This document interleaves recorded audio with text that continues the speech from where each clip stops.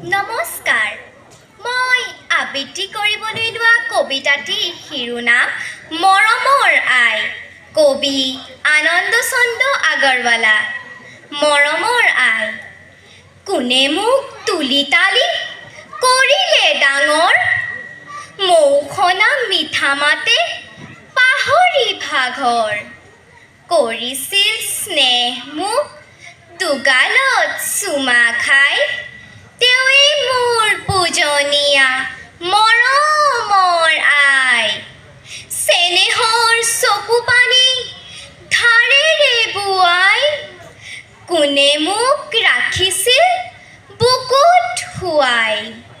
টোপনিত লালকাল মুখখনি চাই, তেৱেঁই মোৰ পূজনীয়া মৰমৰ আই।